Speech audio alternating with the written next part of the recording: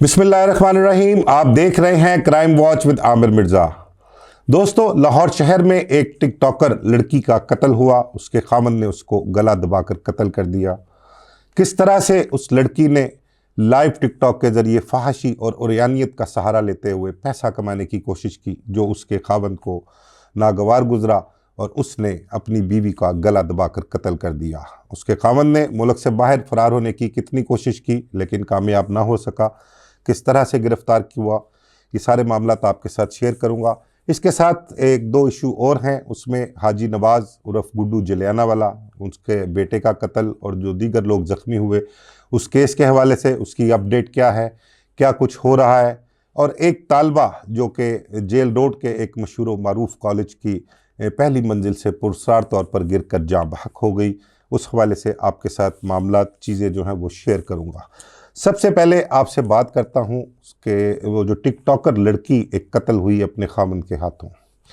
इस लड़की का नाम आयत मरियम बताया गया है। बूरे वाला विहाड़ी की रिहायशी है ये।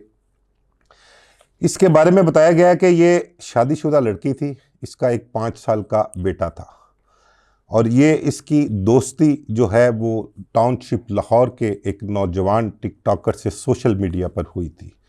इन दोनों की प्यार की पींगे आपस में इस कदर बढ़ गई कि आयत मरियम जो है, मरियम नाम था उसका लेकिन पूरा नाम उसका आयत मरियम बताया गया है, उसकी और इस नौजवान साद की पींगे प्यार की इस कदर बढ़ गई कि आयत मरियम ने अपने खामन से तलाक ले ली और तलाक लेकर 3 साल पहले, 2.5-3 साल पहले कहते हैं कि इन दोनों ने शादी कर ली, पसंद की। साद जो कि टाउनशिप का रिहायशी था वो भी पहले शादीशुदा था लेकिन उसने भी अपनी बीवी को छोड़ दिया था। ये बताया गया है कि उसके घर वालों ने साद को आग कर दिया था। इन दोनों की जब शादी हुई तो उसके बाद इन्होंने नवाब टाउन के इलाके में कब्रिस्तान के करीब एक घर किराए पर ले लिया और वहाँ पर अपनी रिहाइश इख्तियार कर ली। साद भी टिकटॉकर था और आयत मरियम ये भी टिकटॉकर थी। दोनों मिलकर वहाँ पर रह रहे थे जबकि मरियम का 5 साल का बेटा जो है वो भी उसके साथ ही रहता था। मरियम टिकटॉक बनाया करती थी, अपना ज़रिया आमदन उसने वही बनाया हुआ था, लेकिन पिछले कई हफ्तों से आयत मरियम ने लाइव टिकटॉक पर आना शुरू कर दिया था और आजकल जो हमारी एक नौजवान नस्ल तबाही का शिकार है और बेराह रवी का शिकार है, रास्ता उसका बदल गया है। उसने लाइव टिकटॉक पर फहाशी और उरयानियत का सहारा लेकर पैसे कमाना शुरू कर दिए थे। इस चीज़ का जब इल्म उसके खावंद साद को हुआ तो उसने उसको समझाया भी, मना भी किया और गुस्से भी हुआ, बल्कि कई मरतबा उनका आपस में इसी बात पर झगड़ा भी हुआ। लेकिन आयत मरियम जो है वो अपनी रविश ना छोड़ी उसने और वो मुसलसल वही काम सर अंजाम देती रही जिससे उसके खामन को गुस्सा आ रहा था, जिससे उसकी गैरत जाग रही थी। गैरत तो उसकी देर से जागी लेकिन उसको चाहिए तो यही था कि जब उसकी शादी हुई थी तो वो खुद रोज़गार का कोई सिलसिला अपना चलाता, ना कि अपनी बीवी के साथ या उस पर डिपेंड करता कि वो भी उसके साथ मिलकर घर का सिलसिला चलाए और रोज़गार का सिलसिला जो है वो चलाए। उसको पहले ही मना करना चाहिए था लेकिन उसको पहले उसने हलाशेरी भी दी, उसको बढ़ावा दिया।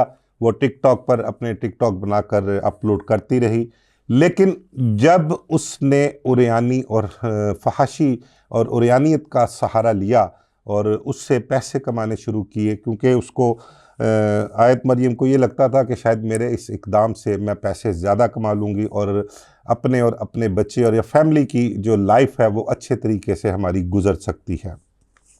ये इक़दाम साद को पसंद नहीं आया। उसने उसको बहुत समझाया लेकिन वो ना मानी। कई मरतबा झगड़ा भी हुआ और उसने मारपीट भी की। उसके मरियम के कत्ल से कुछ दिन पहले, 2-3 दिन पहले, मरियम की बात अपनी बहन जीनत के साथ होती है जो बूरे वाला में ही रिहाइश पजीर है। मरियम ने अपनी बहन से खदशात का भी इजहार किया कि अब साद जो है मेरे साथ लड़ाई झगड़ा करता है, वो इस कदर जज्बाती और इस कदर जुनूनी हो जाता है, मुझे उससे डर लगना शुरू हो गया है। मुझे खदशा है कि कहीं वो मुझे कत्ल ना कर दे। ये 2-3 मरतबा आयत मरियम ने अपनी बहन जीनत के साथ खदशात का इजहार भी किया है। अब होता यह है कि इसी बात पर, इसी तनाज़े की वजह से साद का आयत मरियम के साथ झगड़ा होता है और उस झगड़े में आयत मरियम जो है अपनी रविश छोड़ने को तैयार नहीं। उसने कहा कि मैं जो कर रही हूँ मुझे वो सही लग रहा है और मैं करती रहूँगी, मुझे तुम उससे नहीं रोक सकते। इसी वजह से उनके दरमियान झगड़ा बढ़ गया और साद जो था उसको इस कदर गुस्सा आ गया और उसने जुनून की हद तक वो गया और उसने आयत मरियम का गला दबाकर उसको कत्ल कर दिया। उसको कत्ल करने के बाद कहते हैं कि जो साद ने बाद में बताया कि उसको कत्ल करने के कुछ देर बाद जब उसको समझ आई कि ये उससे क्या हो गया है तो वो बड़ा परेशान हो गया, उसको कुछ समझ ना आई। उस किराए के घर में उसने अपनी बीवी की लाश देखी, उस लाश के ऊपर उसने चादर डाली और घर को लॉक करके आयत मरियम का जो 5 साल का बेटा था उसको लेके घर से निकल गया। उसके पास आल्टो गाड़ी थी, वो गाड़ी लेकर निकला, बच्चे को साथ लिया उसने और उस बच्चे को उसने आयत मरियम की एक सहेली के घर छोड़ दिया। वहाँ से छोड़ने के बाद उसने अपने दोस्तों से रब्ता किया और रब्ता करके 2 से 3 दिन तक वो कोशिश करता रहा कि वो मुल्क छोड़कर किसी दूसरे मुल्क चला जाए, लेकिन उसको वीज़ा नहीं मिल सका या वो अपने उस मकसद में कामयाब नहीं हो सका। उसने क्या किया कि वो ग्रीन टाउन में ही अपने एक दोस्त के पास जाकर रूपोश हो गया। इस दौरान उसने अपना मोबाइल फ़ोन नंबर बंद कर दिया। अब जिस दिन आयत मरियम के कत्ल का इंकशाफ होता है उससे कुछ 2-3 दिन पहले साद ने उसका कत्ल किया था। अब जीनत जो उसकी मकतूला की बहन है वो उससे रब्ता करने की कोशिश कर रही थी, साद से रब्ता करने की कोशिश कर रही थी, लेकिन उनका नंबर बंद थे उनके और उसका रब्ता नहीं हो रहा था। वो परेशान थी। वो वहाँ से मोहाली से अपने दीगर रिश्तेदारों के साथ लाहौर आती है। इसी दौरान जहाँ किराए पर घर लिया होता है इसने, साद ने और मरियम ने, उस घर के एक पोर्शन में मालिक मकान रहता है। 3 दिन गुजर गए, मौसम भी कुछ ख़राब है, गर्मी का मौसम है और कमरे में एयर कंडीशन भी नहीं था, पंखा भी नहीं था। तो उसकी मरियम की लाश से बदबू आना शुरू हो गई। बदबू आने पर मालिक मकान परेशान हुआ, महल्लेदार भी इकट्ठे हुए। सो उन्होंने कहा कि इसको देखें, चेक किया जाए कि हुआ क्या है। उन्होंने दरवाज़ा खोलकर, दरवाज़ा तोड़कर चेक किया तो पता लगा कि अंदर मरियम की लाश पड़ी हुई है, जिस पर उन्होंने फौरी तौर पर पुलिस को इतला की। इसी दौरान जीनत अपने दीगर रिश्तेदारों के साथ भी वहां पहुंचती है। घर के बाहर रश देखकर वो परेशान होती है और अंदर जाकर देखती है तो उसे बहन की लाश नजर आती है। पुलिस ने उसकी लाश को और मौके से जो शवाहिद इकट्ठे करने थे वो इकट्ठे करके उनको लाश को मुर्दा खाने जमा कराया पोस्टमार्टम के लिए। उसका पोस्टमार्टम करवाया और मकतूला की बहन जीनत की दरख्वास्त पर साद के खिलाफ FIR कत्ल के इल्ज़ाम में दर्ज कर ली। FIR दर्ज करने के बाद पुलिस ने साद का मोबाइल नंबर ट्रेस करना शुरू किया। उसके कुछ दोस्तों के नंबर थे, उनको ट्रेस किया। बिलाखिर पुलिस ग्रीन टाउन पहुंच गई जहां पर साद मौजूद था। पुलिस ने उसको गिरफ़्तार किया और गिरफ़्तार करके जब उससे तफ्तीश की तो कत्ल की वजह जो उसने बताई वो हमारे सबके लिए सबक आमोज़ भी है, लम्हा फ़िक्रिया भी है। और हमारी नौजवान नस्ल, ख़ासकर नौजवान लड़के लड़कियां जो टिकटॉक पर मौजूद हैं और वो पैसे की हवस कह लें, लालच कह लें, या हमारे जो बड़े हैं, बुज़ुर्ग हैं, घर हमारे वालिदैन हैं, उनकी अदम तवज्जुही का शिकार हैं। वो उनकी राखी नहीं करते, उन पर नज़र नहीं रखते और वो इस ऐसे फेल में मुलव्वस पाए जा रहे हैं और उस तरफ राग़िब हो रहे हैं कि जो तबाही के अलावा कुछ नहीं है। साद ने बताया कि हम दोनों टिकटॉकर थे, हमारा सोशल मीडिया पर दोस्ती हुई थी, जिस तरह से उनकी शादी हुई और शादी के बाद जिस तरह से मामला वो सारे उसने बताए। कत्ल की वजह उसने बयान की कि मैं इसको समझाता था, मना करता था कि ये फहाशी और उरियानियत जो लाइव टिकटॉक पर तुम कर रही हो ये काबिल कबूल नहीं है, लेकिन वो किसी सूरत भी बाज आने को तैयार नहीं थी, जिसकी वजह से झगड़ा हुआ और उसने गुस्से में आकर उसका कत्ल कर दिया। तो दोस्तों, नाजरीन, हमारे लिए ये बड़ा अपना लम्हा फ़िक्रिया है। हमें अपने इर्द गिर्द भी, अपनी फैमिली में भी, और जो दोस्त अहबाब हैं, हमारा हल्का अहबाब, हमें वहाँ देखना चाहिए, उन पर नज़र रखनी चाहिए।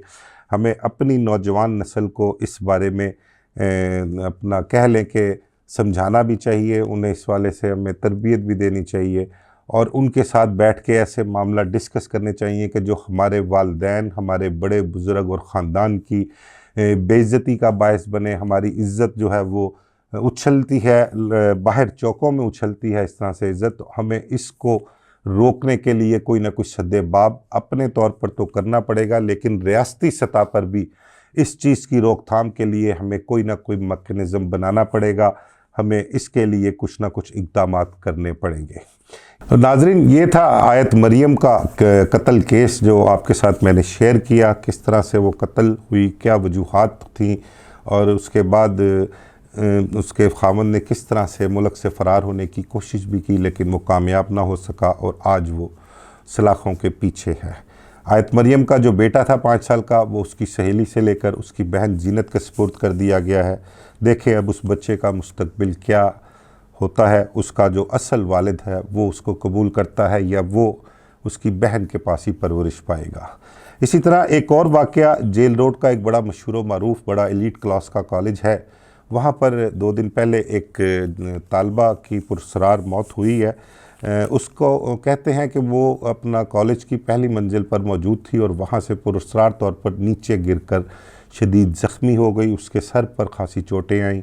उसको फ़ौरी तौर पर सर्विस अस्पताल ले जाया गया, जहाँ पर वो जान बच ना हो सकी, उसकी मौत वाक़या हो गई। उसके बारे में पुलिस भी इतला की गई, पुलिस भी मौके पर पहुँची, कॉलेज की इंतज़ामिया से भी बातचीत की गई। तो पता ये लगा कि कॉलेज इंतज़ामिया ने भी ये बताया कि वो उसको चक्कर आ गए थे, वो चकरा गई थी और अपना बैलेंस बरकरार ना रख सकी थी, जिसकी वजह से वो पहली मंजिल से नीचे आकर गिरी और शदीद ज़ख्मी होकर अस्पताल में जाँ बहक हो गई। इस हवाले से तालबा जो थी उसके वालिदैन को भी इतला की गई, वो भी आए, उन्होंने भी अपने तौर पर सारी तहकीक की और कॉलेज इंतज़ामिया से और उसकी जो साथी अपना तालबात थी उनसे भी पूछ-गछ की।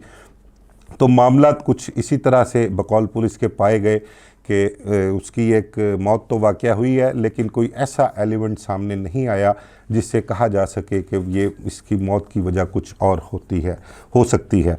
तो बहरहाल वो उसकी डेड बॉडी पुलिस ने ज़रूरी कार्रवाई के बाद उसके वर्सा के हवाले कर दी और उसके वर्सा के हवाले करने के बाद उसको सुपुर्द खाक कर दिया गया। इस सिलसिले में उन्होंने बच्ची के जो वालिदैन थे और कॉलेज इंतज़ामिया की तरफ से उन्होंने रिटर्न भी लिया, उनके बयानात भी लिए। वो किसी किस्म की कार्रवाई नहीं करवाना चाहते थे, जिसकी वजह से बग़ैर किसी कार्रवाई के उसकी डेड बॉडी जो है वो वर्सा के सुपुर्द कर दी गई। एक और इशू बड़ा आजकल चल रहा है, सोशल मीडिया पर बहुत ज़्यादा उसकी धूम है और बहुत चर्चा है उसका, वो है सुंदर के इलाके में अभी चंद रोज़ पहले एक वो TLP के कहते हैं रहनुमा हाजी नवाज़ गुड्डू उर्फ गुड्डू जलियाना वाला, उन पर जो एक कातलाना हमला हुआ था, उनका बेटा जाँ बहक हो गया, उनका भाई, उनका एक दूसरा भतीजा, उनकी बीवी समेत कुछ 6 लोग गोलियां लगने से ज़ख्मी भी हुए थे। तो वो एक मामला चल रहा है काफ़ी। उस हवाले से उसकी अपडेट के हवाले से आपको बताऊं कि हाजी नवाज़ गुड्डू, इनका पहले तो मैं आपको ये बताऊं कि एक सोशल मीडिया पर बड़ा ये चल रहा है कि ये कालू शाहपुरिया की दुश्मनी पुरानी चली आ रही है, ये दुश्मनी दोबारा खुल गई है, ये दुश्मनी में पता नहीं ना जाने कितने कत्ल होंगे। तो ये चीज़ मैं आपको एक क्लियर कर दूं कि इस दुश्मनी या इस वकूए का कालू शाहपुरिये की जो माजी में दुश्मनी रह चुकी है, जो कत्लो गारतगरी हुई है, उसका इससे कोई ताल्लुक़ नहीं है। कालू शाहपुरिया उसकी एक हमशीरा हाजी नवाज़ गुड्डू के भाई इरशाद की अहलिया है और उस इरशाद की एक बहू जो है वो कालू शाहपुरिये की बेटी बताया गया है। ये इनका आपस में रिश्ता है, इनका उस दुश्मनी से कोई ताल्लुक़ नहीं है, इस वकूए का उनसे कोई ताल्लुक़ नहीं है। ये जिन लोगों ने वकूआ किया है, इस वकूए के जो मुल्ज़म मुर्तज़ा पप और उसके बेटे अली वग़ैरह हैं, वो हाजी नवाज़ गुड्डू वग़ैरह के करीबी रिश्तेदार हैं। उनकी रिश्तेदारी क्या है कि हाजी नवाज़ गुड्डू के दादा ने 2 शादियां की हुई थी और ये मुर्तज़ा पप जो है ये हाजी नवाज़ गुड्डू का चचाजाद भाई है और ये उनका सौतेला चचाजाद भाई है। जो उसके दादा की दूसरी बीवी थी उसकी औलाद में से इनका रिश्ता बनता है। तो इनकी आपस में कहते हैं कि रंजिश तो ऐसी ख़ास कोई नहीं थी, लेकिन हसद और जलन का एक पहलू ज़रूर था। हाजी नवाज़ गुड्डू और उसकी फैमिली, उसके भाई शहबाज वगैरह जो हैं, वो अपना कारोबार में कह लें या पैसों के उसमें वो उनसे काफ़ी आगे निकल गए थे। उन्होंने पैसा काफ़ी कमा लिया था, कोई सोसाइटी काट ली, सोसाइटी के हवाले से, प्रॉपर्टी के हवाले से पैसे उन्होंने अच्छे बना लिए थे। माजी हाजी नवाज़ गुड्डू का भी दुश्मनदारी के हवाले से कुछ अच्छा नहीं रहा, काफ़ी मामलात उनके रहे हैं, लेकिन अब काफ़ी अरसे से हाजी नवाज़ गुड्डू ने वो सारे मामलात छोड़ दिए थे। अपने साथ वो कहते हैं कि अब असला भी लेकर नहीं चलता था, अब वो सिर्फ़ कारोबार की तरफ उसका जहन था और ध्यान भी सारा उधर ही था, और अपने बच्चों को भी उसी तरफ उसने लगाया हुआ था। वो अपने बच्चों के बेहतर मुस्तकबिल के लिए अपने सारे पुराने मामलात छोड़ चुका हुआ था। मुर्तज़ा पप जो उसका चचाजाद भाई लगता है हाजी नवाज़ गुड्डू का, उसके बारे में बताया गया कि वो 5 कत्लों में कुछ 12-14 साल इश्तिहारी रहा है। उसके कोई बेटे हैं वो जेल में रहे हैं, और वो भी अब कुछ अर्सा पहले उस मामलात में क्लियर होकर बाहर आ गए थे। तो वो कुआ जिस दिन होता है वो तो सबको पता है कि वो जो गाड़ी आगे पीछे करने से एक झगड़ा सा मामूली सा हुआ, लेकिन सोचने वाली ये बात है कि ये इनके दरमियान जब थोड़ी सी रंजिश हुई उस शादी वाले दिन, लेकिन ये रंजिश तो उसी दिन शादी के हॉल में ही ख़त्म हो गई थी, जब मुर्तज़ा पप ने आकर हाजी नवाज़ गुड्डू से आकर कहते हैं कि माजरत भी की थी, और हाजी नवाज़ गुड्डू ने भी उसको बताया था कि मुझे नहीं पता था कि उसमें गाड़ी में तुम बैठे हो, या तुम अगर मुझे पता होता तो मैं तुम्हें पहले रास्ता दे देता, तुम अपनी गाड़ी दूल्हे की गाड़ी के पीछे लगा लेते। बहरहाल ये मामलात उनके दरमियान सेटल डाउन हो गए थे और उन्होंने एक दूसरे को गले भी लगा लिया था। लेकिन कोई बात अभी तक ये समझ नहीं आ रही कि इसके बाद जब वो वापस शादी से फारिग होकर अपने घरों को लौट गए हैं, और घरों को लौटने के बाद आपको बताऊं कि मुर्तज़ा पप का घर पहले आता है, फिर एक डेरा है इनका हाजी नवाज़ गुड्डू का, और उसके बाद फिर हाजी नवाज़ गुड्डू का घर बिल्कुल करीब ही हैं। तो हाजी नवाज़ गुड्डू वगैरह की फैमिली ने या उन्होंने जब भी निकलना है अपने घर से तो उसके मुर्तज़ा पप के घर के आगे से होकर गुजरना है। अब इस चीज़ की समझ नहीं आ रही कि कौन सी ऐसी बात हो गई, ऐसी क्या वजह हुई कि जब वो हाजी नवाज़ गुड्डू की अहलिया, उसका बेटा, उसका भाई शहबाज, ये लोग जब वहाँ से घर से बाहर से निकले हैं तो उनकी गाड़ियों पर फायरिंग क्यों की गई, ये अभी तक किसी को समझ नहीं आई, और ना ही खुल के कोई बात बता रहा है। पुलिस की तरफ से भी कोई मौक़िफ़ नहीं आया, और ना ही अपना हाजी नवाज़ गुड्डू वगैरह की तरफ से कोई मौक़िफ़ आया। बल्कि वकूए के दिन जब फायरिंग हुई तो उस टाइम मुर्तज़ा पप का दावा है कि उसने 15 पर कॉल की कि हमारे ऊपर हाजी नवाज़ गुड्डू वगैरह जो है इनका ग्रुप, जो भी लोग थे, इनके गनमैन थे या बेटे थे, उन्होंने फायरिंग की है। और उसके बाद ये भी इन्होंने जवाबी फायरिंग भी की, लेकिन ऐसा हुआ नहीं था।